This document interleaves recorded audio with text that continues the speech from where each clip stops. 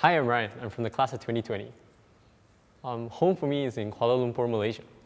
I come from Elm College, and Elm is right smack in the middle of YNC, so I think that's pretty unique. It makes it really easy to travel between all the colleges and experience the whole college as one.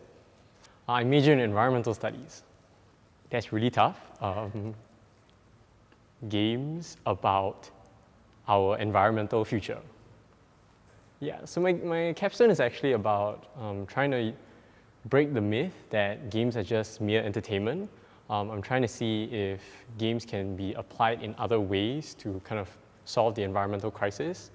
In particular, things that I'm looking at are like environmental psychology, how people respond to different crises, how people approach a problem when they're playing it as a game rather than playing it in real life. So yeah, I think there are many implications for this, and it's been a very fun experience exploring the different opportunities.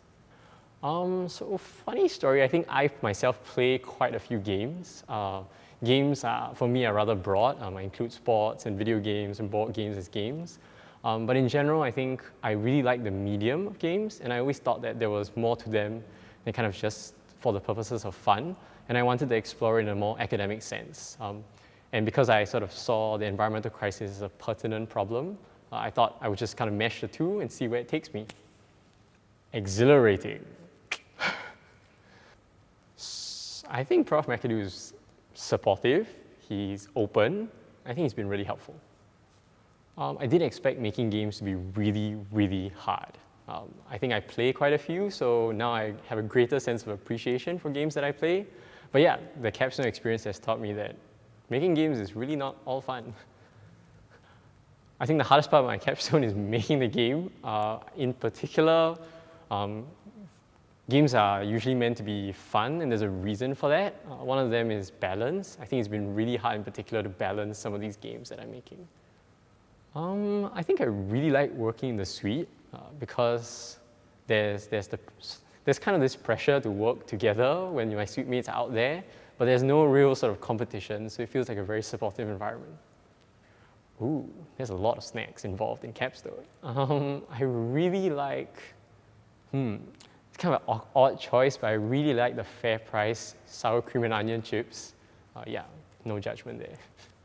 There's actually this really good tea by Gryphon Tea Company. It's a Singaporean tea company. Pearl of the Orient, if you want to try one, it's really good. Oh, I think I listen to music in the breaks between working on capstone. I usually can't really concentrate when I'm doing my capstone, but I listen to all sorts of music, everything from like classic 80s to Disney songs, which I really love. I think the last thing I've been working on is trying to get the game printed. So now the game is sort of in digital form and I have a prototype to play with, but I'm trying to get it sort of professionally printed so that I guess the larger community can start playing it as well.